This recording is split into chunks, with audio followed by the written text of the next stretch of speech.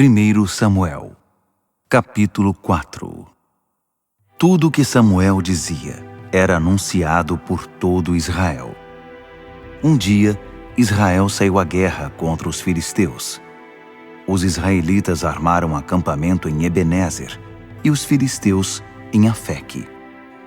Os filisteus marcharam contra Israel. A luta se intensificou e Israel sofreu uma amarga derrota. Cerca de 4.000 homens caíram mortos no campo de batalha. Quando as tropas retornaram ao acampamento, os líderes de Israel disseram: "Por que o Eterno permitiu que os filisteus nos derrotassem? Vamos trazer a arca da aliança do Eterno que está em Siló. Ela vai nos acompanhar e nos livrar da opressão de nossos inimigos." O exército mandou emissários a Siló, e eles trouxeram a arca da aliança do Senhor dos exércitos de anjos, que está entronizado entre os querubins. Os filhos de Eli, Hofni e Finéias, acompanharam a arca. Quando a arca da aliança do Eterno chegou ao acampamento, todos vibraram de alegria. Os gritos pareciam um trovão e o chão tremia. Ouvindo os gritos, os filisteus tentavam adivinhar o que estava acontecendo e se perguntavam: "Que gritaria é essa entre os hebreus?" Mais tarde, eles descobriram que a arca do Eterno tinha chegado ao acampamento dos hebreus e entraram em pânico. "Os deuses deles chegaram ao acampamento. Nunca aconteceu algo assim conosco. Estamos perdidos. Quem nos livrará das garras desses deuses poderosos? São os mesmos deuses que feriram os egípcios com tudo que era praga no deserto. Levantem-se, filisteus, coragem! Corremos o risco de nos tornar escravos dos hebreus, assim como eles foram nossos escravos. Mostrem sua força! Lutem pela sua vida!" Eles lutaram como nunca e puseram Israel para correr. Massacraram os israelitas sem dó nem piedade. Os soldados sobreviventes fugiram, deixando atrás de si 30.000 mortos. Como se não bastasse, a arca de Deus foi levada. Os 2 filhos de Eli, Hofni e Finéias, foram mortos nessa batalha. Um benjamita que tinha saído da linha de combate correu para Siló. Quando chegou à cidade, tinha a camisa rasgada e o rosto sujo. Eli estava sentado na sua cadeira perto do caminho, aguardando notícias, pois estava muito preocupado com a arca de Deus. Quando o rapaz entrou na cidade para dar a notícia, o povo, chocado com a notícia, começou a chorar. Eli ouviu o choro e perguntou: "O que está acontecendo?" O mensageiro contou a notícia ao sacerdote. Ele tinha 98 anos de idade e estava cego. O rapaz disse a Eli: "Acabei de voltar da linha de combate. Quase perdi a vida." Eli perguntou: "O que aconteceu, meu filho?" O mensageiro respondeu: "Israel fugiu dos filisteus. Foi uma derrota catastrófica, com muitas baixas. Seus filhos Hofni e Finéias morreram, e a arca de Deus foi levada." Quando Eli ouviu que a arca de Deus tinha sido capturada, caiu da cadeira para trás, perto da porta onde estava sentado. Ele era velho e gordo, e quando caiu, quebrou o pescoço e morreu.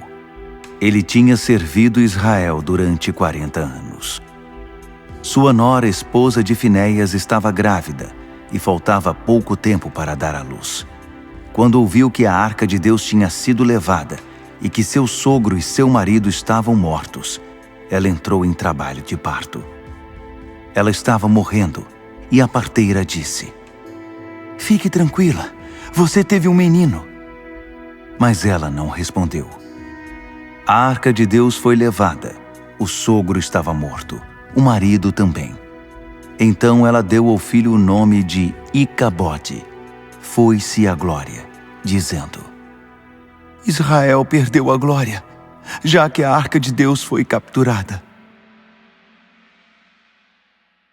1 Samuel, capítulo 5. Depois que os filisteus tomaram a arca de Deus, eles a levaram de Ebenezer para Asdode e a depositaram no santuário deles, perto do ídolo de Dagon.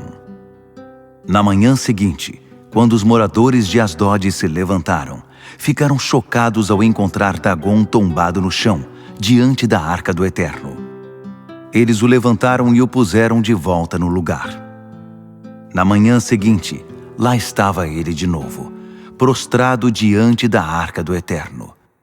Dessa vez, a cabeça e os braços do ídolo estavam quebrados, espalhados pela soleira.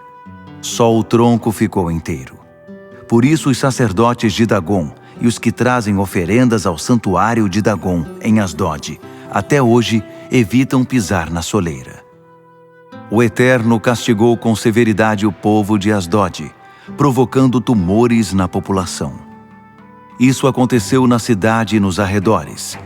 Ele permitiu que os ratos proliferassem ali. Os roedores saíram dos navios e tomaram conta da cidade. Os moradores ficaram aterrorizados.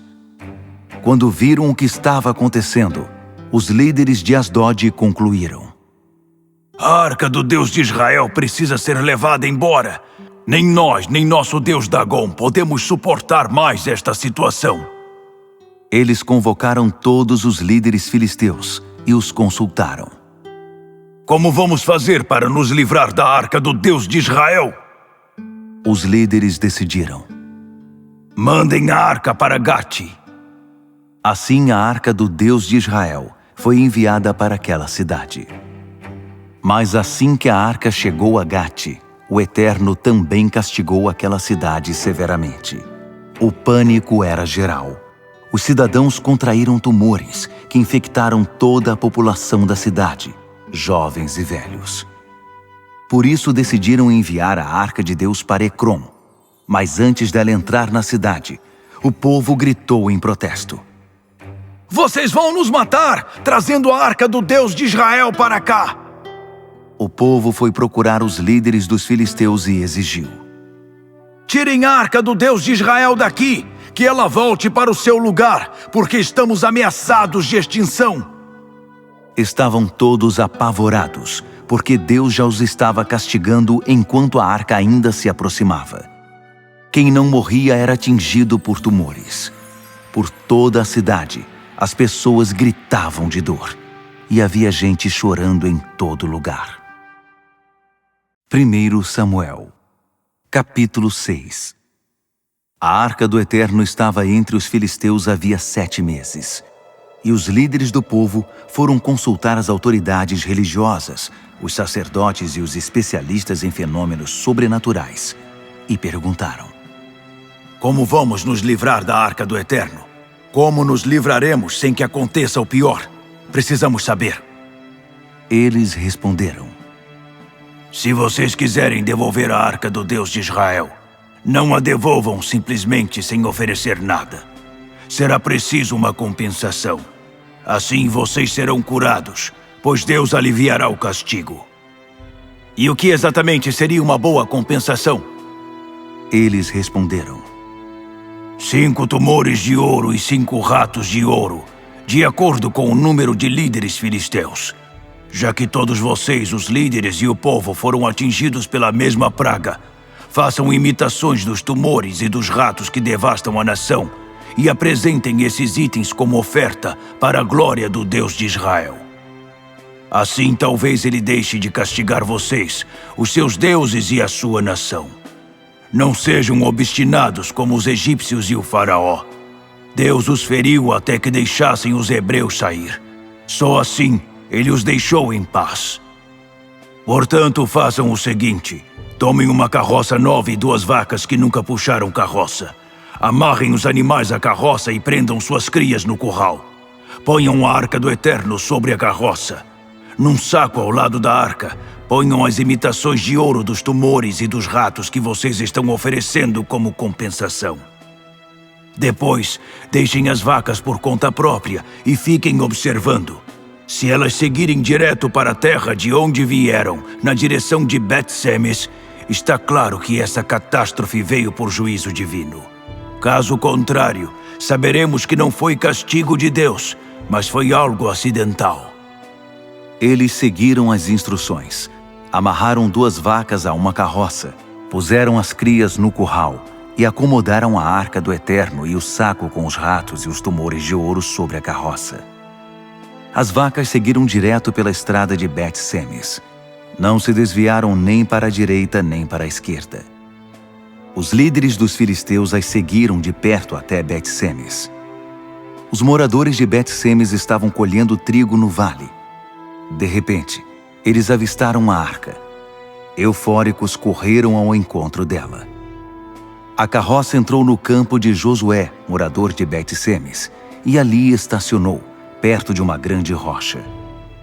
Os ceifeiros desmancharam a carroça, transformando-a em lenha, e sacrificaram as vacas como oferta queimada ao Eterno. Os levitas puseram a arca do Eterno e o saco com as ofertas de ouro sobre a grande rocha. Naquele dia, os moradores de Bet-Semes, muito animados, ofereceram sacrifícios e adoraram ao Eterno. Os líderes filisteus observaram toda aquela movimentação e depois retornaram para Ecrom. As 5 imitações de ouro dos tumores foram oferecidas pelos filisteus em compensação pelas cidades de Asdod, Gaza, Ascalon, Gate e Ecrom. Os 5 ratos de ouro correspondiam ao número das cidades dos filisteus, pequenas e grandes, governadas pelos 5 líderes. A grande pedra sobre a qual foi posta a arca do Eterno continua até hoje no campo de Josué, em Bet-Semes. O Eterno feriu alguns homens de Bet-Semes, que por curiosidade e irreverência espiaram dentro da arca do Eterno. 70 homens morreram, e toda a cidade ficou de luto, chocada com o rigor do Eterno, e questionava: quem pode permanecer na presença do Eterno, esse Deus Santo? Quem vai se responsabilizar pela arca? Eles mandaram mensageiros a Kiriat-Jearim dizendo: os filisteus devolveram a arca do Eterno. Venham buscá-la. 1 Samuel, capítulo 7. Os homens de Kiriat-Jearim foram buscar a arca do Eterno e a deixaram na casa de Abinadab, que ficava na colina. Designaram seu filho Eleazar responsável pela arca do Eterno. Passou-se muito tempo desde que a arca foi levada para Kiriat-Jearim. Nada menos do que 20 anos. Em todo Israel havia respeito absoluto pelo Eterno. Um dia, Samuel propôs ao povo de Israel: se vocês quiserem mesmo voltar para o Eterno, livrem-se dos deuses estranhos e das deusas da fertilidade. Depositem a sua confiança no Eterno. Sirvam apenas a Ele, e Ele livrará vocês da opressão dos filisteus.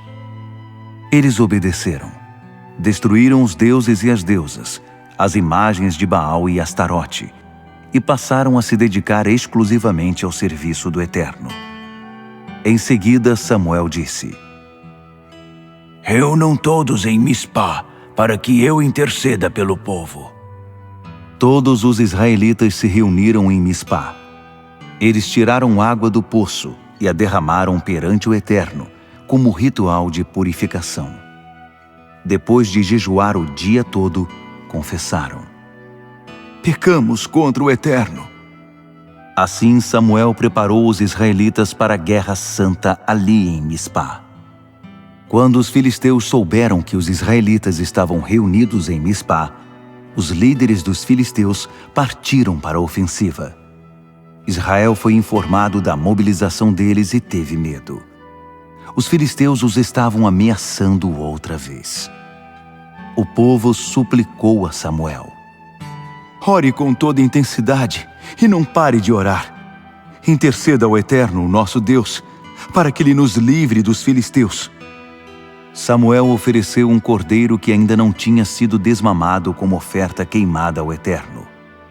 Ele intercedeu por Israel, e o Eterno respondeu. Enquanto Samuel oferecia o sacrifício, os filisteus se aproximavam, dispostos a atacar Israel. Naquele momento o Eterno trovejou sobre os filisteus, e eles entraram em pânico. A confusão foi total.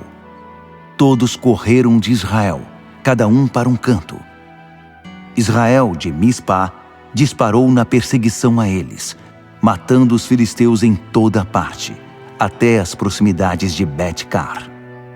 Samuel assentou uma pedra entre Mispá e Sem e deu a ela o nome de Ebenezer, rocha da ajuda, dizendo: Neste lugar, o Eterno nos ajudou.